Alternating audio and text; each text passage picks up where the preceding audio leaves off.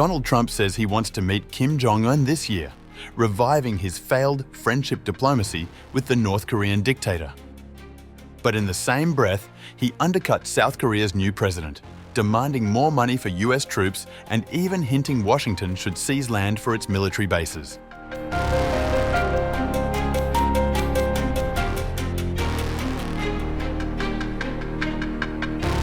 US President Donald Trump, on August 25th, said that he wanted to meet North Korean leader Kim Jong Un this year during his first meeting with South Korean President Lee Jae-myung.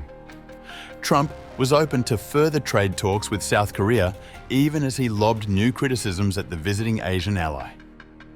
I have a great relationship with Kim Jong Un. I hope it stays that way. I think it will. I have a very good relationship. I understand him. I spent a lot of free time with him, talking about things that we probably aren't supposed to talk about. And, you know, I get along with him really well.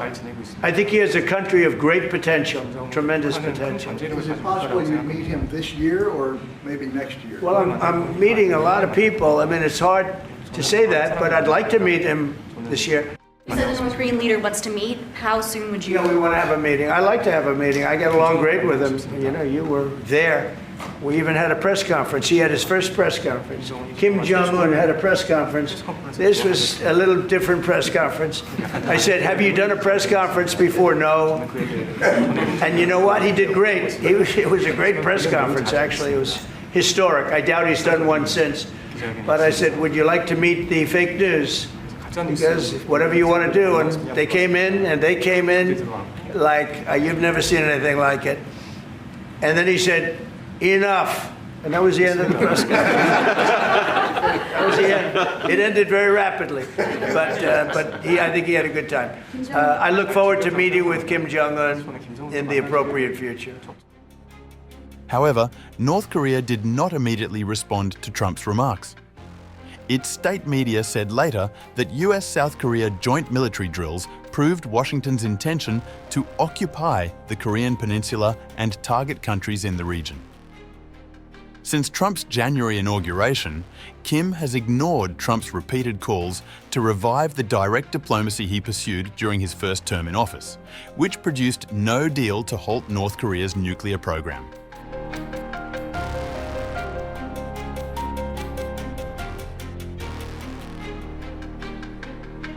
During the Oval Office meeting, South Korean President Lee Jae-myung praised US President Donald Trump as a peacemaker and said he hoped to expand cooperation on shipbuilding and other manufacturing sectors. And one thing that I wanted to say to you is that America's role not as a keeper of peace, but a maker of peace is being more is emerging more evidently. 유럽, 아시아, 아프리카, 중동 뭐 여러 곳에서의 전쟁들이 이제는 트럼프 대통령님의 역할로 휴전하고 평화가 찾아오고 있습니다. Many wars in Europe, in Asia, in Africa, and in the Middle East are coming to peace because of the role that you are playing. 세계 지도자 중에 전 세계의 이런 평화 문제에 대통령님처럼 이렇게 관심 가지고 실제로 성과를 낸 경우는 처음으로 보이집니다. So among the many world leaders, I believe that you are the only leader who has made such accomplishments. 그리고 가급적이면 전 세계에서 유일하게 분단 국가로 남아 있는 한반도에도 평화를 좀 만들어 주셔서 김정은과도 만나시고 북한에 트럼프 월드도 하나 지어서 거기서 저도 골프도 칠 수 있게 해주시고 그래서 전 세계가 인정하는 정말 세계사적인 평화의 메이커로서의 역할을 꼭 해주시기를 기대합니다.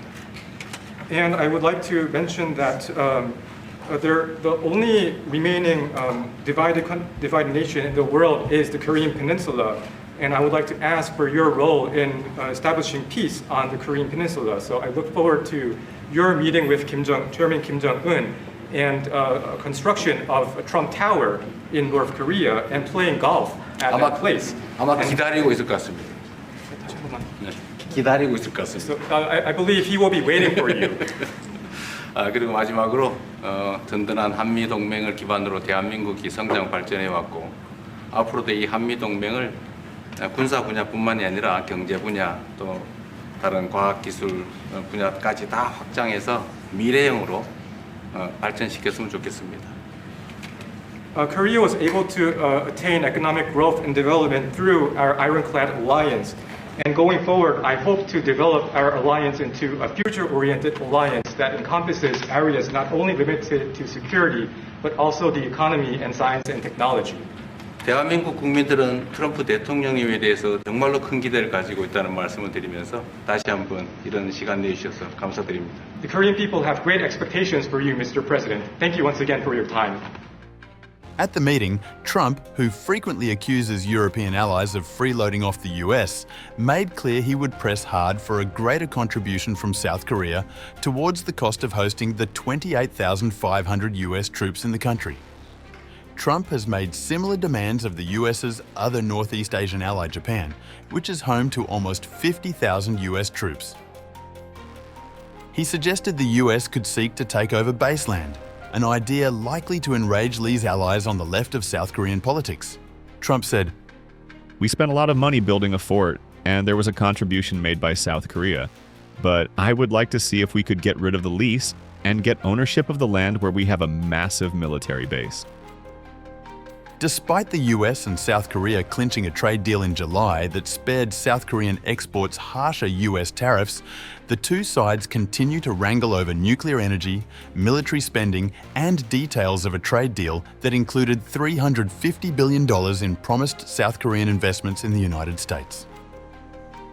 South Korea's economy relies heavily on the US, with Washington underwriting its security with troops and nuclear deterrence. Trump has called Seoul a money machine that takes advantage of American military protection.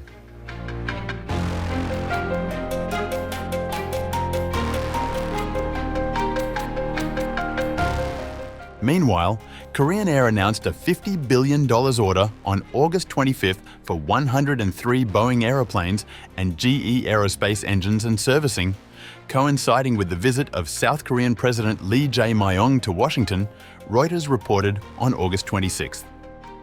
The order is the largest in the Korean air carrier's history and includes a mix of 787S, 777S, and 737 Boeing aeroplanes worth about $36.5 billion.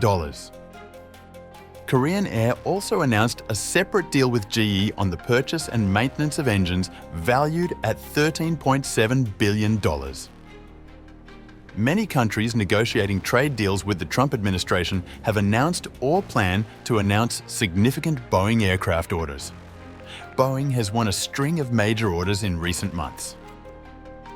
Korean Air CEO Cho Won-tae, who recently visited one of Boeing's US factories, told Reuters on August 25th that the record-breaking order will help the largest Korean airline expand to more US, Latin American, and South American destinations.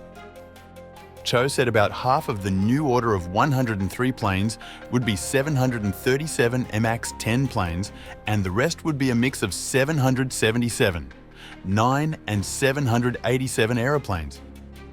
About 80% of the new Boeing planes would replace existing aeroplanes in the fleet.